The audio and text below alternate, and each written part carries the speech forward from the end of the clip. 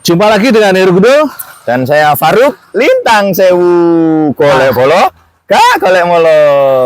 Nah, sore hari ini kita kedatangan rekan-rekan Damkar Kabupaten Malang ya. Ya, betul. Teman-teman Damkar ini mereka sudah bekerja dengan luar biasa mengabdi buat kita semua.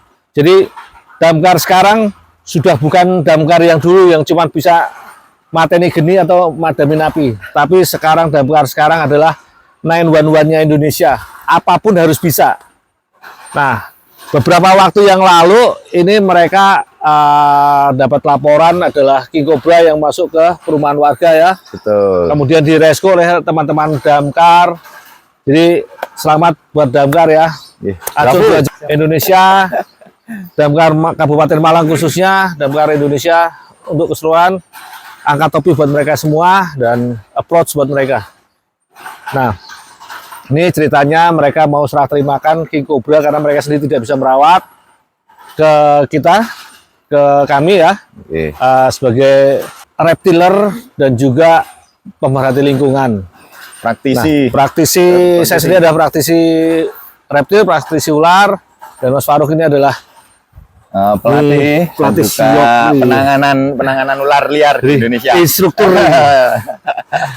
Instrukturnya ular Indonesia. Siap. Nah, jadi saya sendiri juga menjalin kerjasama dan bersinergi dengan Damkar di Malang Raya.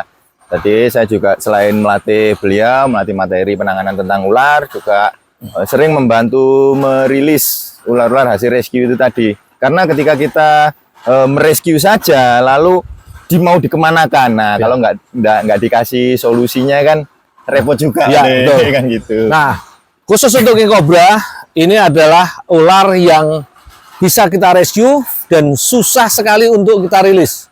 Betul. Karena kalau kita merilis King Cobra di sembarang tempat itu sama aja kita hanya memindah konflik. Betul. Jadi benar sekali buat teman-teman Damkar yang sudah mau serah terima ke kita untuk kita tampung dulu. Dan nanti kita akan cari solusi, akan kita rilis di mana. Nggih, karena gini deh, saya sendiri juga jangankan King Cobra ya, untuk ular-ular raksasa seperti Piton reticulatus itu sulit untuk cari tempat. Makanya saya pribadi itu bekerja sama dengan pihak Tahura deh untuk merilisnya. Karena perkembangan masyarakat sekarang ini sudah meluas dan hutan-hutan itu sudah di pinggir-pinggir kampung. Betul. Jadi kalau kita merilis King Cobra itu di sembarang tempat, di hutan sekalipun dia akan keluar kembali ke masyarakat. Betul. Itu. Jadi buat teman-teman Damkar ataupun teman-teman reptiler yang lain, jangan sembarang rilis ya, terutama ular-ular yang berbahaya, harus rilis yang jauh benar-benar dari masyarakat. Karena supaya tidak menjadi konflik yang baru. Dan juga kasihan juga bapak-bapak damkarnya ini. Ya. Nah, ini kita mau cek gimana kesehatan dari King Cobra tangkapan dari rekan-rekan Damkar ini. Oh iya deh, sekalian deh ya, mumpung Pak Gundul ada di sini nih, sekalian di kawan-kawan ini dikasih apa namanya teknik untuk handlingnya. Oh iya gitu ya. Oke kawan-kawan, ini kita cek dulu untuk kesehatannya, mumpung ada Pak Gundul juga, kondisinya juga. King Cobra yang cantik banget. Cakep deh. Jantan apa betina ini deh? Ini King Cobra jantan. Jantan ini. Tapi King Cobra ini pernah dipukul orang ini kelihatannya. Oh iya ini. Hoodnya cacat. Sini nih. Dan ini juga ya. Kalau tedungnya itu masa dipukul warga deh? Itu kepukul kayaknya. Itu kepukul itu. Oh. Jadi mungkin kena arit atau kena anu.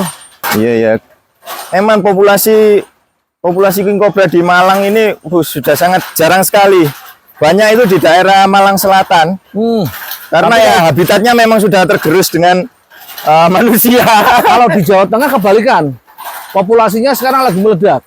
Di Jawa Tengah gitu deh? Ya, justru seringkali bersinggungan dengan masyarakat. Oke. Oke kawan-kawan, seperti yang sering Faruk sampaikan bahwa untuk menghadapi King Cobra ini kita harus fokus dan benar-benar waspada. Karena King Cobra ini ular yang sangat-sangat lihai dan juga pinter banget. tingkat kecerdasannya itu di atas rata-rata Ya, ular yang jelas lain. jangan tiru adegan seperti ini ya. Ini karena dilakukan oleh expertnya. Juga untuk teman-teman damkar juga, mohon maaf, kalau benar-benar nggak yakin di dalam penyelamatan, mending lebih baik bunuh. Karena prinsip dari rescue adalah yang pertama adalah selamatkan diri sendiri dulu. Kalau nggak yakin benar-benar bisa, apalagi dengan King Cobra, bunuh. Jangan deh, jangan dibunuh dulu. Hubungi saya dulu opsi pertamanya. Kalau nggak mampu, Kan opsi pertamanya hubungi saya dulu deh. jadi jangan istilahnya demi pelayanan akhirnya mengorbankan jiwa, itu sayang banget. Nah, yang jelas teman-teman sendiri punya alat ya, punya tong scrap, punya hook. Tapi kalau untuk King Cobra ini amat sangat susah untuk menggunakan tong strap ataupun hooks untuk penanganannya. Nah, ini Mas Faruk ini punya alat khusus. Coba Mas Faruk perhatiin. Oke. Ini kawan-kawan. Jadi Faruk membuat alat seperti ini. Alat ini sangat murah sekali. Ini Faruk bikin dari sero ikan yang portable. Ini sebetulnya sero ikan ini. Jadi bukan khusus untuk menangkap ular. Sebetulnya sero ikan. Seperti ini. Ini biasanya dijual di alat-alat toko-toko pemancing. Ini jaring. Sebetulnya kayak gitu. Tapi Faruk modifikasi sebagai ini untuk jaringnya ular. diganti dengan kantong. Kantongan seperti ini. Murah ini deh. 50.000. 50.000. Iya, onlinean juga banyak kok. Saya sendiri sebenarnya punya pemikiran untuk membuat alat jerat ular, cuman ini belum realisasikan. Prinsipnya sama, cuman ditambahin dengan jerat. Tambah tali dia. Ya, Oh, seperti lasso gitu dia. ya. Jadi dengan kantong, dengan lingkaran seperti itu, tapi ditambahin dengan jerat. Jadi begitu kepala sudah masuk, jerat ditarik dan menutup. Nggih. Mantap itu deh. Kalau Faruk masih menggunakan alat seperti ini dan sama aja kawan-kawan. Jadi Ujung kantong, alat seperti ini tidak 100% aman ya. Karena kalau sendirian pun agak susah. Ya. Jadi untuk ukuran King Cobra seperti ini itu minimal 2 orang. Jadi satu mengendalikan ekornya dan diprovokasi. Harus diprovokasi dulu. Harus diprovokasi dulu, kondisi ularnya tegak seperti ini baru bisa ditangkap gini. Nah, ini deh yang Faruk lakukan seperti ini. Nah, kayak gini kawan-kawan ya. Jadi kalau saya ini pakai jerat. Awas. Jadi begitu udah masuk, jerat tarik. Jerat tarik Jadi- langsung. Oke. Nah, jadi dia udah langsung masuk kantong. Kalau Faruk masih agak ribet sedikit. Jadi harus apa namanya? Masuk keseluruhan baru diangkat dan dipelintir. Oh, jadi langsung masuk gitu. Ya. Nggih. Jadi kalau alat yang saya ini begitu dia masuk kepala langsung tarik. Langsung tarik ya. Langsung dia terjerat. Ini sudah aman. Ya, Tinggal- itu lebih bagus deh kayaknya deh. Itu. Karena kan apa namanya? Kadang ada mundurnya Ya, ya King Cobra ya. Nah, kayak gini kawan-kawan, ini alat ini kami Ini tadi kalau dipraktekkan 2 orang. Kalau untuk 1 orang juga sebenarnya bisa.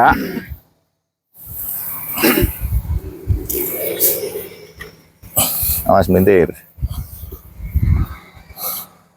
Jadi tetap bagaimanapun bikin provokasi dulu.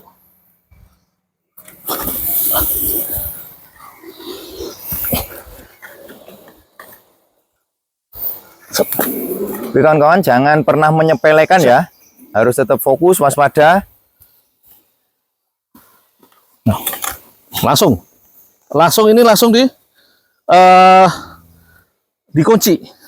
Setelah masuk semua, baru dililitkan.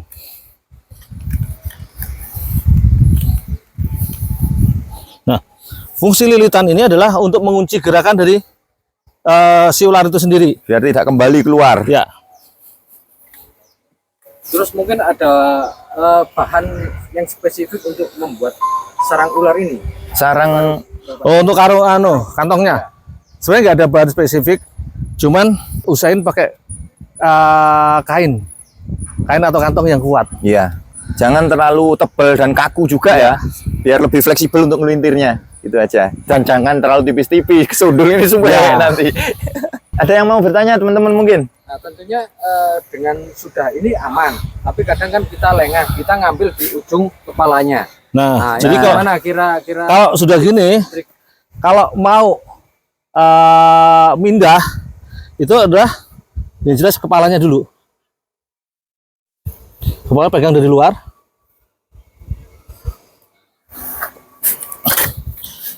Ini deh. Oh. Nah, Setelah itu pindah, pegang dari dalam. Pada leher. Nah.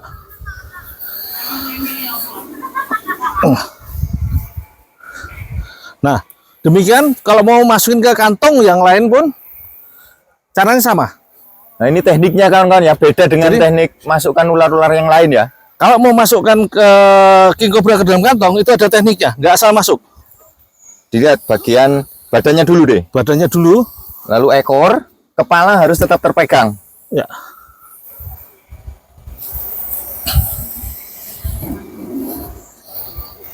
Nah, Setelah semua sudah masuk, bisa agak mendekat sedikit nggak apa-apa, biar tahu cara melepas kepalanya ya. setelah semua masuk, Nih, lihat kepala kalau bisa taruh di ujung, atau tengah pun nggak masalah. ditabrakkan ya, ditabrakkan ke kain ya. Ya, Ingat kepala moncong kepalanya tabrakan ke kain. baru sudah pegang kunci. Pelintir. Nah, Untuk menghindari ular itu langsung loncat. loncat, baru Nah, dilepas. baru dilepas. jadi harus natap gitu ya. Ya, Iya, ditabrakkan ke kain. tabrakan kain dulu, ganti tangan supaya dia nggak gerak ke kiri kanan. Oke. Nah, kalau Faruk ngajarinya cara nali ini deh, nggak gitu. Tapi pelintir gini, terus minta tolong untuk sticknya untuk mengarahkan ke sana, mengarahkan ular ke dasar kantong, itu ditahan gini deh. Ini nah, safety-nya kayak gini kalau Faruk ngajar gini. Ya. Nah, kayak gini baru ditalikan. Itu lebih aman. Cuman Nah. tapi sebenarnya Ya. untuk ini pun, untuk begini pun ular sudah tidak mampu. Nggih, Ya, nggih. yang penting udah ke kunci pertama, langsung di pelintir ini ular sudah tidak bisa naik ke Tidak sini. bisa naik. Jadi kalau dah ini dah, yang penting udah ke kunci, dah sampai sini baru ikat sebelah sini. Ini aman karena ular sudah nggak ada gerakan. Kalau kemungkinan dari kain ini masih bisa enggak? Kalau kita Gigit. bawa, iya. Masih Masih Masih bisa. ya, potensi ya? masih potensi. Makanya jangan pernah pegang area yang ada Ya. ularnya. Ujungnya yang Nggih, Ya. ketika sudah ditalikan, pegang yang bagian atas ikatan. Betul. Aman lagi setelah masuk kantong, masuk karung lagi, double. double kantong. Atau langsung masuk bak kontainer Atau gitu masuk lebih aman bak lagi. kontainer. Nah, nggak boleh. Itu karena Kita sering lengah itu bawa gini kadang kepegang atau kalau Nah, senggol gitu. gitu. kalau yang bahaya begini, kita bawa seperti ini, Nah, itu.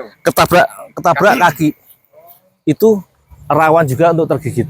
Sama dengan terprovokasi ya. Ya, itu.